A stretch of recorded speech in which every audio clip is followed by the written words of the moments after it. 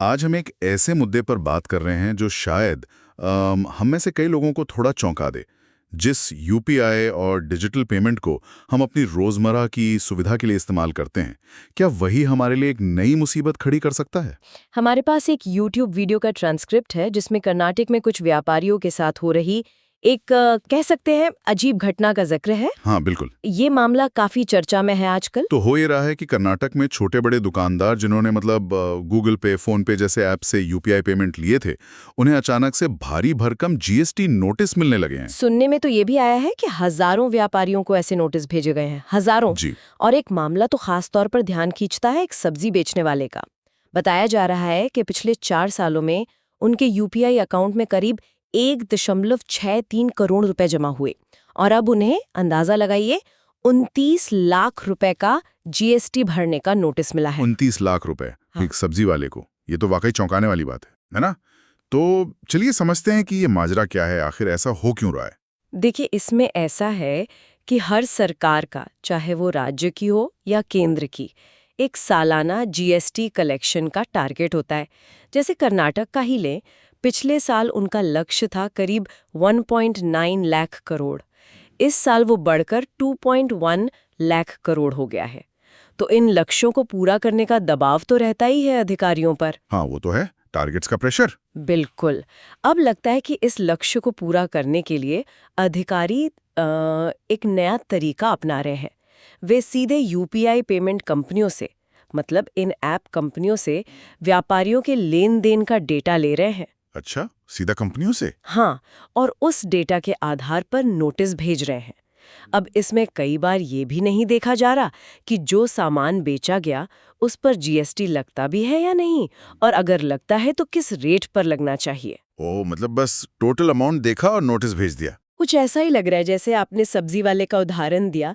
अब सब्जियों जैसी जो रोजमर्रा की जरूरी चीजें हैं, उन पर तो आमतौर पर जीएसटी लागू ही नहीं होता।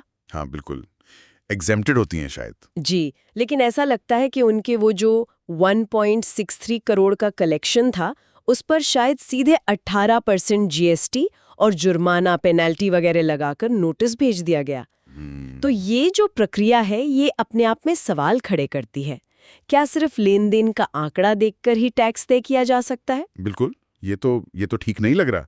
और जाहिर है इसी वजह से कर्नाटक में कई दुकानदार, यहाँ तक कि मैंने सुना सलून वाले भी अब डर गए हैं। सुनने में आया कि कई लोगों ने अपने यहाँ लगे यूपीआई क्यूआर कोड ही हटा दिए हैं और वापस सिर्फ नकद, मतलब कैश में पेमेंट लेना शुरू कर दिया है। हाँ, ये तो डिजिटल इंडिया के लक्ष्य के बिल्कुल उलट बात हो गई फिर। वही तो। लेकिन यहाँ एक और बात सोचने वाली है। देखिए, जो लोग नौकरी करते हैं, सैलरीड लोग, उनकी सैलरी जैसी बैंक में आती है टीडीएस कट जाता है ना? मतलब टैक्स स्रोत पर ही कट गया। हाँ, सही है।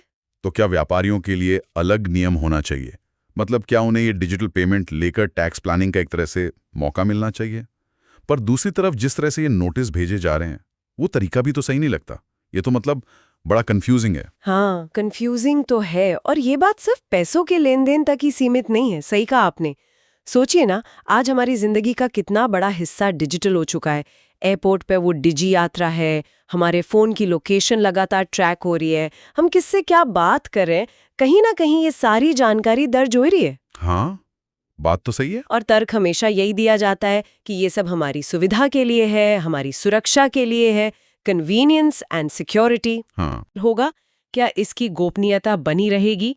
आज सरकार मान लीजिए यूपीआई डेटा का इस्तेमाल जीएसटी नोटिस के लिए कर रही है, कल को इसी तरह क्या पता फ्लाइट बुकिंग डेटा या फोन लोकेशन डेटा या किसी और डिजिटल फुटप्रिंट का इस्तेमाल किसी और तरह की निगरानी या जांच के लिए नहीं किया जा सकता।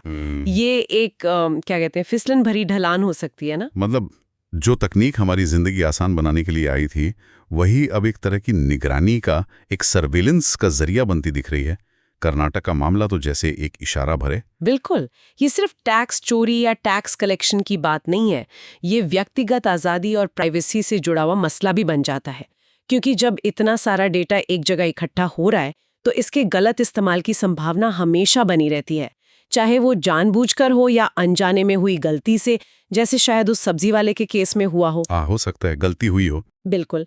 तो क्या हम ऐसी व्यवस्था की तरफ बढ़ रहे हैं जहां हमारे हर डिजिटल कदम पर नजर रखी जा सकती है और उसका इस्तेमाल हमारे खिलाफ भी हो सकता है? ये सोचना ज़रूरी है। तो कुल मिलाकर आज की इस चर्चा से ये समझ में आ रहा है कि डिजिटल होना, खासकर यूपीआई जैसे पेमेंट सिस्टम पर हमारी जो निर्भरता बढ़ गई है, वो फायदेमंद तो है, इसमें कोई शक नहीं, लेकिन इसके कुछ अनदेखे पहलू भी हैं। कर्नाटक की घटना एक चेतावनी की तरह है कि कैसे सुविधा के लिए जमा किया गया डेटा निगरानी और वित्तीय जांच का हथियार बन सकता है, और शायद उन तरीकों से भी जिनका हमने कभी अंदाजा भी न लगाया हो। और ये वाकई एक महत्वपूर्ण सवाल खड़ा करता है कि क्या डिजिटल सिस्टम पर हमारी ये जो बढ़ती निर्भरता है, ये भविष्य में हमारी निजता, हमारी प्राइवेसी और हमारी अपनी जिंदगी पर हमारे नियंत्रण के लिए एक खतरा बन सकती है, खासकर तब जब डेटा का इस्तेमाल अप्रत्याशित और शायद कभी-कभी मनमाने ढंग से भी किया जा सकता है। हाँ, बिल्कुल। और हमारे सुनने वालों के लिए भी एक बात सोचने वाली है। अगली बार जब आप आसानी के लिए, कन्वीनियंस के लिए किसी डिजिटल सेवा का इस्तेमाल करें, चाहे वो पेमेंट हो, यात्रा हो या कुछ और, तो ज़रा एक पल रुक कर सोचिए, ये डेटा जा कहाँ रहा है और भविष्य में इसका क्या क्या इस्तेमाल हो सकता है। क्या हर बार सुविधा हमारी प्राइवेसी से ज़्यादा ज़रूरी है? इस पर विचार ज़रूर कीजिएगा।